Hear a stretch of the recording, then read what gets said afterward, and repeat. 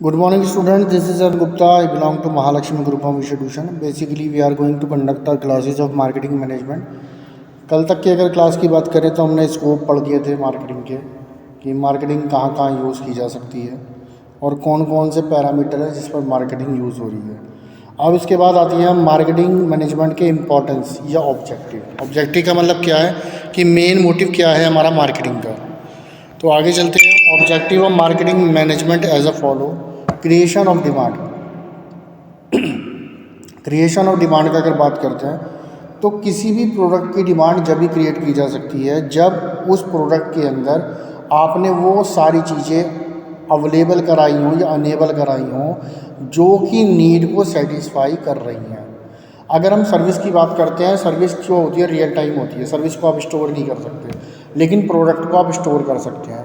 अगर suppose that हम एक एग्जांपल लेते हैं, आप एक बाइक खरीद रहे हैं और बाइक आपकी एवरेज के साथ जो अभी मार्केट में बाइक्स आ रही हैं वो सिर्फ एवरेज प्रोवाइड करती हैं, आपको सिक्योरिटी प्रोवाइड नहीं करती किसी तरीके की।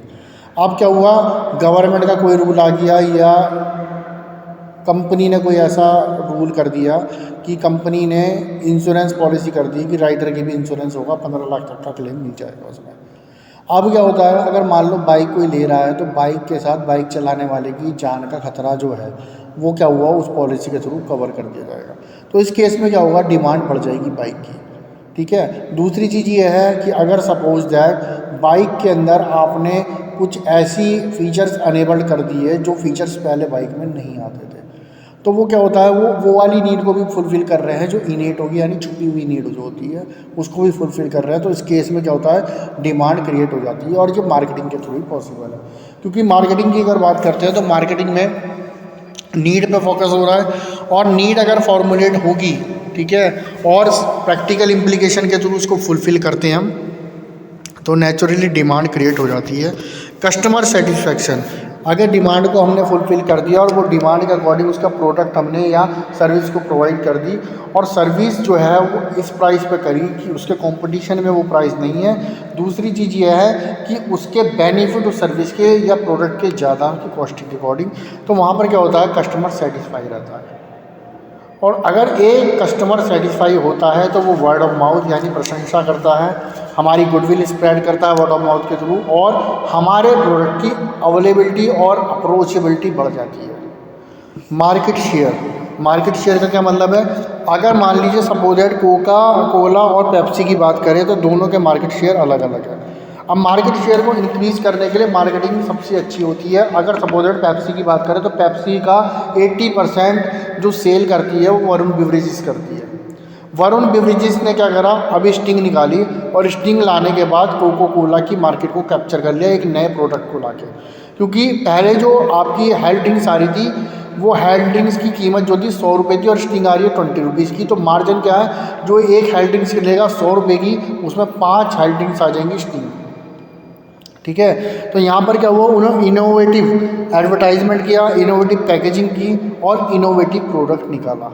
तो यहाँ पर क्या होता है, कोका कोला और पेप्सी की अगर बात करें तो एक टाइम पे पेप्सी को ख़त्म कर दिया था कोका कोला ने, लेकिन धीरे धीरे क्या हुआ, पेप्सी ने अपनी स्ट्रैटेजी में चेंज करे, मार्केटिंग पॉलिसी चेंज करी और मार्केट को कैप्चर करना शुरू कर दिया। प्रॉफिट ऑफ जनरेशन, अगर आपने किसी की नीड को आइडेंटिफाई करके उसे प्रॉपर तरीके से हिट कर दिया और उसे ये भी बता दिया, आपने अवेयर कर दिया कि आपके नीड का सॉल्यूशन तो सिर्फ हम ही बेच रहे हैं, इससे अच्छा सॉल्यूशन कोई नहीं दे सकता, तो कस्टमर आपके पास टूट कर आएगा।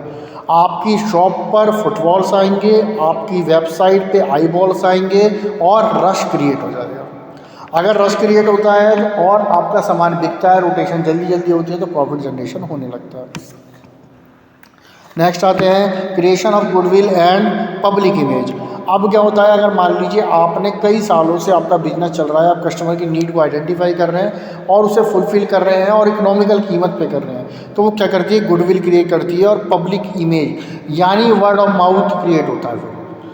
अगर मान लीजिए टाटा कंपनी की बात कर रहे हैं तो टाटा कंपनी का आज के टाइम में पब्लिक इमेज बहुत ज़्यादा, पब्लिक के माइंड में टाटा की एक अलग से इमेज क्रिएट है कि अच्छी कंपनी है और कॉर्पोरेट सोशल रिस्पॉन्सिबिलिटी के थ्रू अपना काम करती है, हमारे लिए ही प्रोडक्ट बनाती है जो कि हमारे लिए बेनिफिशियल है। तो यहाँ पर क्या होता है, अगर टाटा की बात करते हैं तो सबका ट्रस्ट बिल्ड हो जाता है और वही ट्रस्ट गुडविल क्रिएट करता है। Major importance of marketing management. अब इंपॉर्टेंस क्या होती है मार्केटिंग मैनेजमेंट की? सबसे पहले ज़रूरत क्या है हम करने के लिए? Marketing help in transfer exchange and movement of good.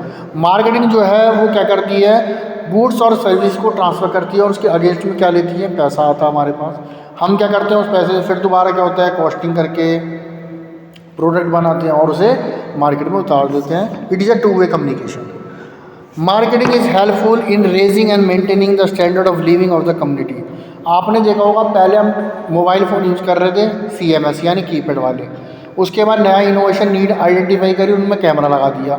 उसके बाद फिर टच स्क्रीन लिया है, टच स्क्रीन के साथ कैमरा लगा दिया। अब क्या कर दिया, फ़ोन को स्मार्ट बना दिया। अब क्या है, अब फ़ोन के अंदर हम जितने भी कंप्यूटर वाले काम होते हैं सारे कर लेते हैं। तो ये क्या है, स्टैंडर्ड ऑफ लिविंग क्रिएट कर रहा है। उसी तरीके घर की बात करें, पहले लोग क्या होता था साधारण घरों में रहते थे, आजकल मॉड्यूलर घरों में रह रहे हैं, ठीक है, विलास में रह रहे हैं, ड्यूप्लेक्स में रह रहे हैं। तो स्टैंडर्ड ऑफ लिविंग भी क्रिएट होती है इस केस में। नेक्स्ट होता है मार्केटिंग क्रिएट एम्प्लॉयमेंट। जब मार्केटिंग अच्छी होगी तो बिजनेस डेवलप्ड होगा। जब बिजनेस डेवलप्ड होगा तो क्या होगा, बिजनेस साथ साथ एक्सपेंड करेगा। बिजनेस एक्सपेंड करेगा तो एम्प्लॉयमेंट जनरेट होगी। Marketing as a source of income and revenue. Marketing के थ्रू क्या होता है, इनकम जनरेट होती है और इनकम जनरेट होती है तो रिवेन्यू जनरेट होता है। ज़्यादा माल बेचोगे, ज़्यादा लोगों को बेचोगे, ज़्यादा लोग आपसे जुड़ेंगे तो माल की डिमांड बार बार करेंगे। उसके बाद आता है marketing as act as a basis of making decision. Buy और मेकिंग डिसीजन, दो डिसीजन होते हैं। एक तो होता है कि आपको ये लग रहा है कि हमें बना के बेचने में सस्ता बनेगा और महंगे में बिकेगा, और एक होता है आपको खरीदने में सस्ता पड़ रहा है, बनाने पे महंगा पड़ रहा है। तो ये डिसीजन आपके लिए मेन होता है कि मेक और बाय। आपको लग रहा है कि आपको बना के बेचना चाहिए तो मैं ज़्यादा कमा लूँगा, और आपको लग रहा है कि मुझे खरीद के आउटसोर्स करना चाहिए, खरीदो, मॉडिफिकेशन करो, पैकेजिंग चेंज करो और सेल कर दो, उसमें ज़्यादा बेनिफिट है तो आप वो काम भी कर सकते हैं। Marketing act as a source of new idea. Marketing में क्या होता है, कस्टमर के साथ डील होती है, कस्टमर की नीड को आइडेंटिफाई करते हैं, और आइडिया जब वो नीड को आइडेंटिफाई करते हैं तो नीड आइडेंटिफाई करते करते ही हमें आइडिया जनरेशन भी याद हो जाती है। आइडिया जनरेशन होगा, नए प्रोडक्ट बनाएंगे, नई सर्विस बनाएंगे और उसके थ्रू हम क्या करेंगे, मार्केट को कैप्चर करेंगे। अब देखो जोमेटो था, जोमेटो ने क्या करा, अपना पहले फूड इंडस्ट्री में डील करता था, साफ माल सप्लाई कर रहा है, यानी क्या, खाना सप्लाई कर रहा है। उसने देखा जब इतना बड़ा नेटवर्क है तो मैं इसके थ्रू सामान भी सप्लाई कर सकता हूँ। उनने फौरन ब्लिंकिट भी खोल दिया। ब्लिंकिट क्विक कॉमर्स का एक पार्ट है। उनने कहा आदमी तो जा ही रहा है, जिस इलाके में जा रहा है वहाँ पे सामान भी सप्लाई कर देगा। तो यहाँ पर क्या हुआ, एक नया आइडिया भी हो गया। Marketing is helpful in development of an economy. Marketing जो है वो इकोनॉमी को डेवलप करने के लिए भी हेल्प करती है, क्योंकि मार्केटिंग के थ्रू हम अपना प्रॉफिट जनरेट कर सकते हैं, क्रेडिबल बना सकते हैं, अपने क्रेडिबिलिटी की वजह से कस्टमर को हम अपनी तरफ लॉयल कर सकते हैं। थैंक यू क्लास, आज के लिए इतना ही काफ़ी है। नेक्स्ट क्लास में मार्केट ओरिएंटेशन को हम पढ़ेंगे।